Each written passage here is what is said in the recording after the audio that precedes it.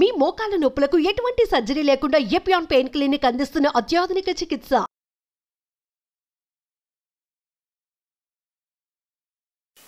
నా ప్రసంగాలు వింటూ చాలా కామెంట్స్ రాస్తూ ఉంటారు. ఒకచోట ఒక అబ్బాయి నాకు జస్ట్ 23 year old అబ్బాయి ఒక చిన్న క్లిప్ పెట్టాడు నా నెంబర్కి. బెంగళూరులో 23 year old బాయ్స్ 2.5 లక్షల రూపాయలు అదేదో మోటార్ సైకిల్ కొనుక్కున్నారట. బుర్రని తిరుగుతున్నారు. సార్ చెప్పినట్టు హెల్మెట్ పెట్టుకోకుండా యాక్సిడెంట్ పాలయ్యారు. ఇద్దరికి తల క్రియేట్ అయింది. స్పాట్, చనిపోలేదు, హాస్పిటల్లో కోమాలో ఉన్నారు. ఆ హాస్పిటల్లో ఇలా యాక్సిడెంట్ అయ్యి కోమాకు వెళ్ళిన వాళ్ళు ఇప్పటికి 1000 మంది అడ్మిట్ అయితే ఒక్కరు బయటికి రాలేదు. అందరూ పైకి వెళ్ళిపోయారు. 3 రోజులు 4 రోజులు 5 రోజులు ఐసీలో ఉన్న తర్వాత. సో ఆ డాక్టర్లు అందరూ అక్కడికి వెళ్ళిపోయారు, ఇంకేమీ లేదు, అందరూ పిలుచుకోండి అని చెప్పి వాళ్ళ ఇంట్లో అందరికీ చెప్పేశారు. 3 రోజుల తర్వాత ఒక అబ్బాయి చనిపోయాడు. ఇంకా 3 రోజుల తర్వాత ఇంకో అబ్బాయి ఇంకా చనిపోలేదని డాక్టర్లు అందరూ వెయిట్ చేస్తుంటే 6వ రోజు రాత్రి ఠక్కని లేచి కూర్చున్నాడు. ఇంకా 6 వారాల్లో బాగా అయిపోయాడు, నడుస్తున్నాడు. సో ఈ డాక్టర్లందరికీ అనుమానం వచ్చింది, ఏం జరిగింది, ఇంతమంది చనిపోయారు సార్ మీకు చెప్తారు. ఆయన చెప్పాడు కదా, ఆరోగ్యం ఉన్నా యాక్సిడెంట్లో చనిపోతారు మీరు, జాగ్రత్త అని. ఇది జరిగిన విషయం. ఎలా బయటపడ్డాడు వీడు, 1000 మంది చనిపోయారు, ఇంత కోమాలో ఉన్నవాడు మళ్ళీ వెనక్కి వచ్చాడని వాళ్ళు అదే పనిగా పని కట్టుకొని ఎంక్వైరీ చేశారు. వాళ్ళ ఇంటికి వెళ్ళారు. వాళ్ళ అమ్మ నాన్నని అడిగితే, మా అబ్బాయి యూట్యూబ్లో డాక్టర్ ఖాదర్ ప్రసంగాలు విని గత 2 సంవత్సరాలుగా సిరిధాన్యాలను మాత్రమే భోంచేస్తున్నాడు.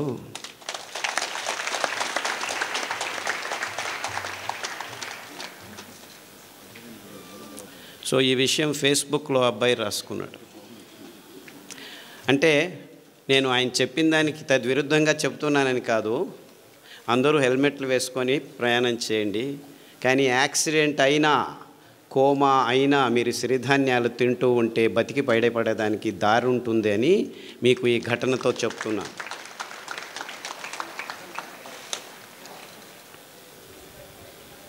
నేను గుంటకల్లోనే చదివాను. చేంతాడు చేతిలో వేసుకొని 6 కిలోమీటర్లు దూరం వెళ్ళి, ఆ చేంతాడు ఒకే బావి ఉండేది, నీళ్ళ బావి, ఆ దర్గా దగ్గర అటువైపుకి వెళ్ళేవాళ్ళం మేము. 6 కిలోమీటర్లు నడిచి పొద్దున్నే 5 గంటలకు లేచి, నేను మా అక్క బుచ్చక్క అనే పేరు ఇద్దరం 6 కిలోమీటర్లు నడిస్తే వెళ్తే చేంతాడు. నేను చిన్న పిల్లోడిని, ఇంతలాగా ఉండేవాడిని, చాలా వెరీ స్మాల్ షార్ట్ ఫెలో, ఇప్పటికూ పొట్టివాడిని. ఆ చేంతాడు ఎత్తుకొని పోయేదానికే 6 కిలోమీటర్ పోయేవాడికి కింద పడిపోయేవాళ్ళం. ఆ చేంతాడు ఎంత బరువు ఉండేది, ఎందుకంటే చేంతాడు 10 అడుగులు 15 అడుగులు కాదు, 30 అడుగులు పోవాలా లోపలికి నీళ్ళు రాయిలంటే. సో ఇద్దరం కష్టపడి 2 బిందెలు తీసుకుని వచ్చేవాళ్ళం చేంతాడు ఇక్కడ వేసుకొని. నీళ్ళు తాగాలంటే అంత కష్టపడాలి. సో గుంతకలు వాళ్లకు నీళ్ళ అభావం గురించి ఎవరు ఏమీ చెప్పాల్సిన అవసరం లేదు. కానీ తమాషా ఏమిటంటే, ఇంకా మొత్తం ప్రపంచమంతా ఇంకా 6 నుంచి 10 సంవత్సరాల్లో నీళ్లు లేకుండా ఉండేది. తాగేదానికి నీళ్లు కూడా దొరకని పరిస్థితిని మనం ఎదుర్కోబోతున్నాం. అంతేకాదు, ఈ ఎలక్ట్రిసిటీ కూడా ఉండదు మీకు ఇంకొక 15-20 సంవత్సరాల్లో. బొగ్గు అయిపోతుంది, ఇంధనాలన్నీ అయిపోతున్నాయి,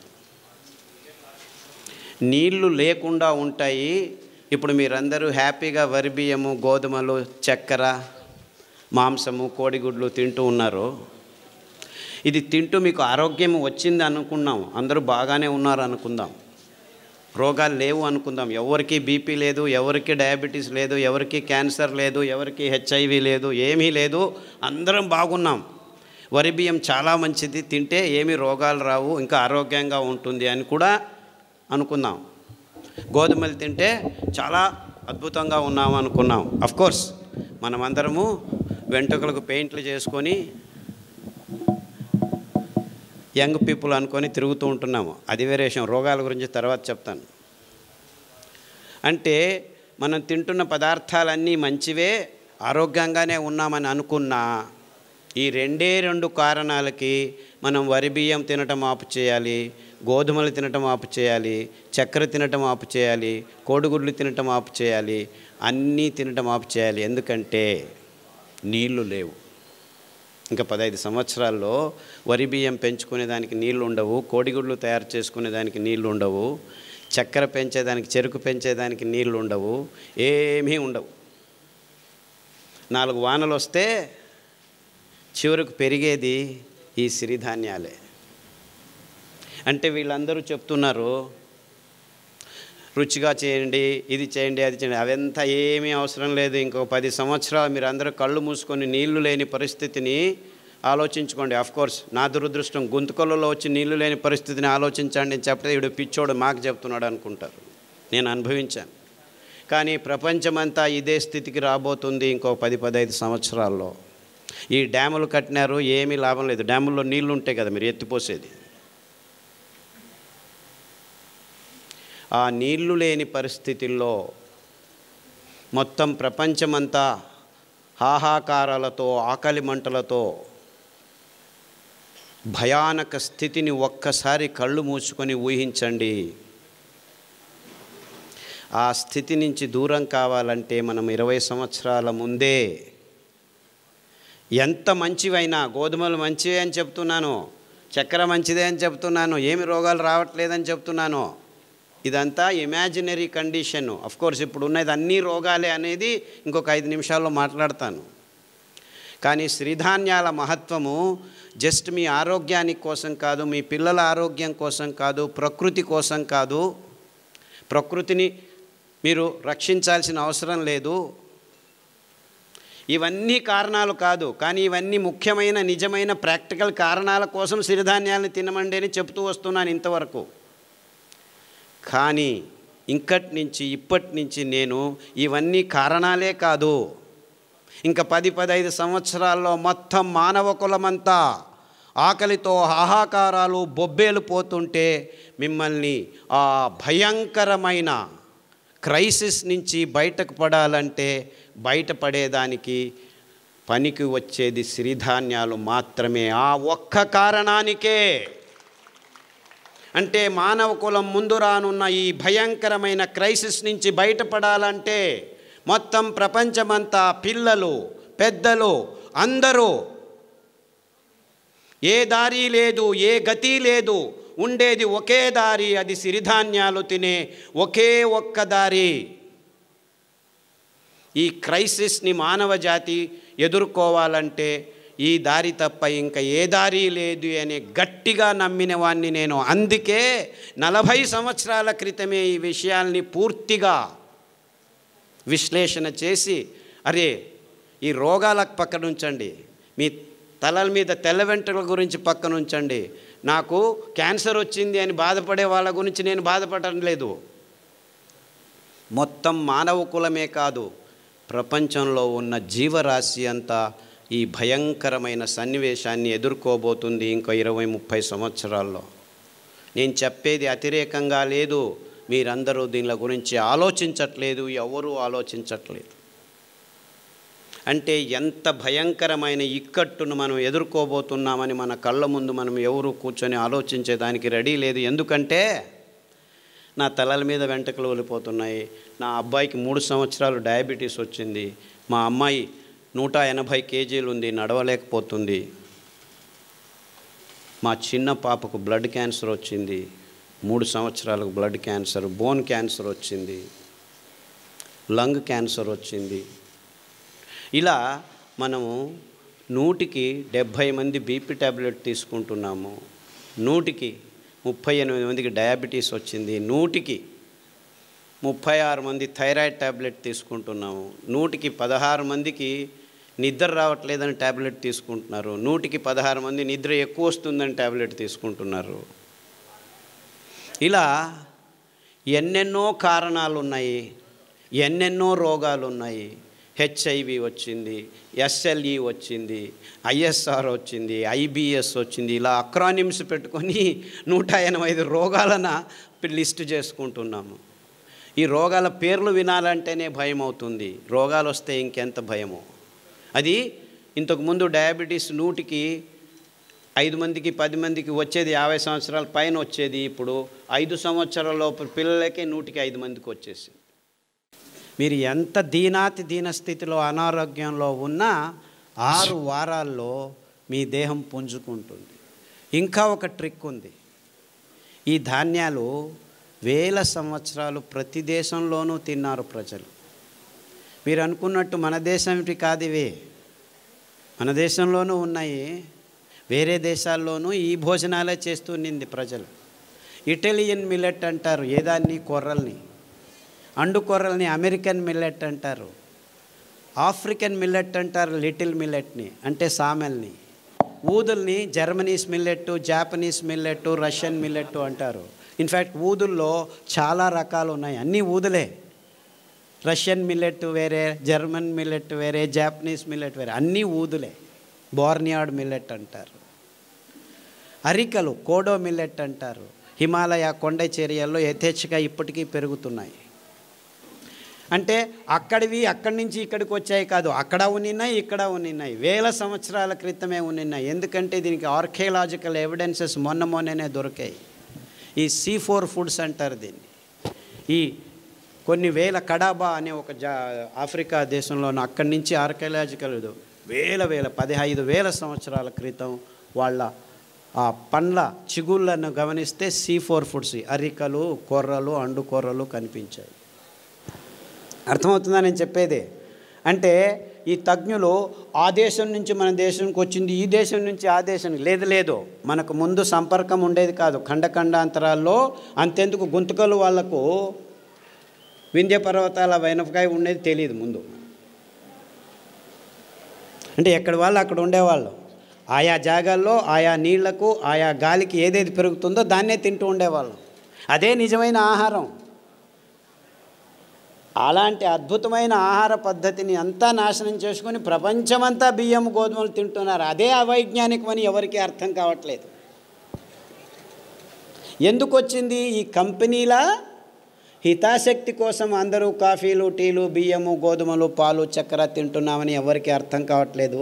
నేను పాలు తాగొద్దా, పాలు తాగొద్దా, బియ్యం తినొద్దా, గోధుమలు తినొద్దా, ఇంకేం తినాలి, మన్ను తినాలా? అందరూ ఈ ప్రశ్న అడుగుతారు నన్ను. అరే 150 సంవత్సరాల క్రితం వెళ్తే ఎవరికి తెలియకుండా ఇవన్నిటిని పెంచుకొని అందరూ తినేవాళ్ళు, వాళ్ళకు రోగాలు ఉండేవి. ఈ ఒక్క విశ్లేషణతోనే నేను ఈ ధాన్యాలని వెతకడం మొదలుపెట్టాను. 30 సంవత్సరాల క్రితం అమెరికా వదిలిపెట్టి పల్లెల్లో తిరిగి ఈ విత్తనాలని తీసుకొచ్చి మా ఇంటి వెనక పెరట్లో కొద్దిగా పెంచి మళ్ళా రైతులకిచ్చి ఆ ధాన్యాన్ని నేనే కొనుక్కొని రోగులకిచ్చి బాగవటం. మొత్తం 8 సంవత్సరాలు నేను ఒక్క మాట మాట్లాడలేదు. నేను ఆలోచించింది కన్ఫర్మ్ కరెక్ట్ అని తెలిసిన తర్వాత పల్లెకు వెళ్ళి మాట్లాడడం మొదలుపెట్టాను. వేల మంది రోగులకు బాగా అయిన తర్వాత చెప్పడం మొదలుపెట్టాను.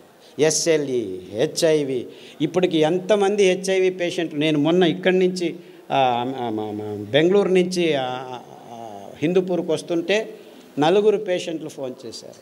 సార్ మీరు చెప్పిన ఈత ఆకు కషాయము, బిల్వ ఆకు కషాయము, గరిక కషాయం తాగుతున్నాము, అరికెలు, సామెలు, గంజి తాగండి.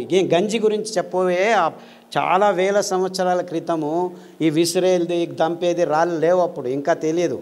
ఆ కింద పడిన ధాన్యాన్ని ఎచ్చుకొని వచ్చి నీళ్ళలో నానబెట్టి వండుకొని గంజి తాగేవాళ్ళు. గంజి తాగేదానికి కూడా టైం ఉండేది కాదు.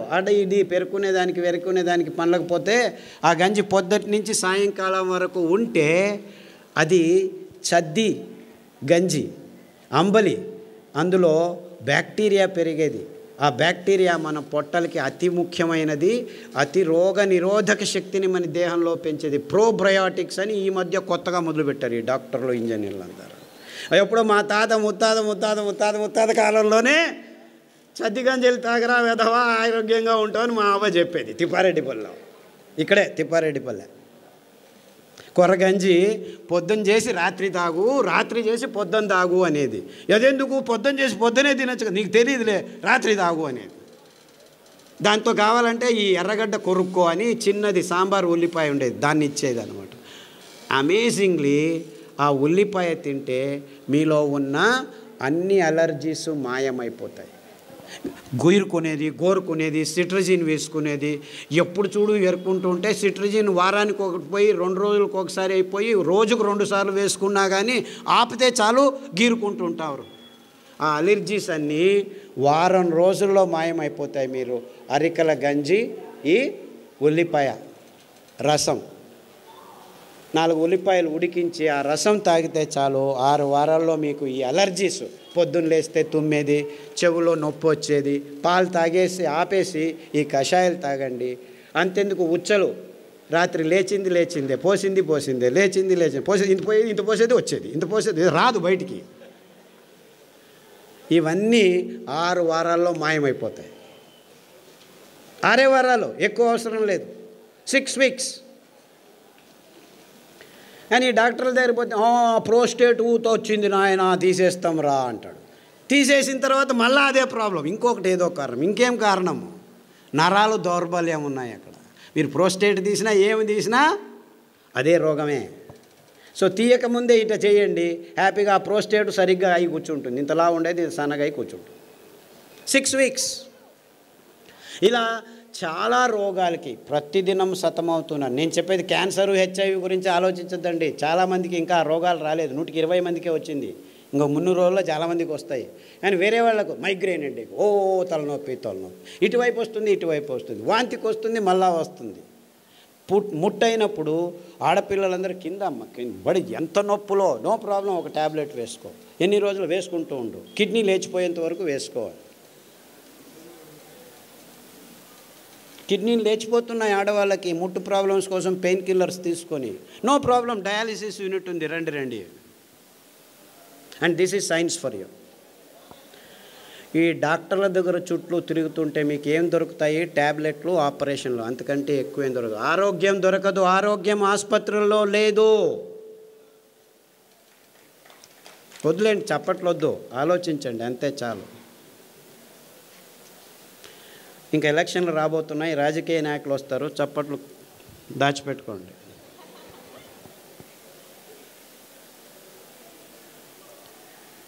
ఎక్కడుంది ఆరోగ్యం? మన కొర్రల్లో ఉంది, మన కానుగ కషాయంలో ఉంది, మన పారిజాత పువ్వుల్లో ఉంది, మన రావి చెట్లల్లో ఉంది, మన కానుగ చెట్లల్లో ఉంది, అండు కొర్రల్లో ఉంది, ఊదుల్లో ఉంది. ఇంత అద్భుతమైన పదార్థాలు మీరేమైనా డబ్బు ఖర్చు పెట్టాలా? పేద రైతులు పెంచగలరు. దాన్ని అక్కడికక్కడే మీ ఇంట్లోనే రెడీ చేసుకునేదానికి బుచ్చి మెథడ్ అని మా అక్క నేను కలిపి కనిపెట్టాము. అందరూ హ్యాపీగా ఇంట్లో ఎవరైనా సరే రాత్రి నానబెట్టి పొద్దున ఎండబెట్టి అలా అంటే చాలు, బియ్యం రెడీ. ఇంకా అద్భుతం ఏం తెలుసా? ఈ ధాన్యాలు 7 సంవత్సరాలు నిల్వ ఉంచిన ఒక్క కెమికల్ లేకుండా, ఒక్క పురుగు రాకుండా ఉంచుకోవచ్చు ఈ 5 ధాన్యాలు. మీకు ఎప్పుడు కావాలో అప్పుడు బియ్యం రెడీ చేసుకోండి. సో అందరూ అంటున్నారు పేదవాళ్ళకి ఇది కష్టమని. ఇన్ఫ్యాక్ట్ పేదవాళ్ళకే ఈజీ. ఈ పెద్దవాళ్ళు పనులు చేసుకోలేరు, డబ్బులున్న వాళ్ళు. మీరు చేసిస్తే వాళ్ళు తింటారు. అంటే మీరు కొనాల్సిన పని లేదు. 2 ఎకరాల మెట్ట భూమి ఉంటే పెంచుకోండి, ఇంట్లో పడేసుకోండి. ఎప్పుడు కావాలంటే ఆ మిక్సీలో 1 కేజీ రెడీ చేసేదానికి మీకు 20 కేజీలు 2 గంటల్లో పని చేసుకోవచ్చు. ముందులాగా దంచాలి, విసరాలి అని ఏమీ లేదు. కావాలంటే మీకు డబ్బు కావాలంటే మీరే రెడీ చేసి పక్కనున్న ఊరికి అందజేయచ్చు. 10 మంది కూర్చొని ఆడవాళ్ళు పని చేస్తే దగ్గర దాదాపు 500 కిలోలు రెడీ అవుతాయి. ఆ పని బాలన్ గారు చేసి చూపించారు. ఇక్కడ అనంతపూర్లో భానుజ అని ఇంకొక మహిళా సంఘం వాళ్ళు చేస్తున్నారు. అంటే పేదవాళ్ళకి ఇవి అతి చౌకగా, ఎవ్వరి హంగు లేకుండా, హంగామా లేకుండా పెంచుకొని ఇంట్లోనే తయారు చేసుకొని తినేంత వరకు మేము అన్ని రకాలుగా ఏర్పాటు చేశాము. మీరు చేసుకోవాలి అంతే. అంటే పేదవాళ్ళకి ఏమీ ఇబ్బంది లేదు.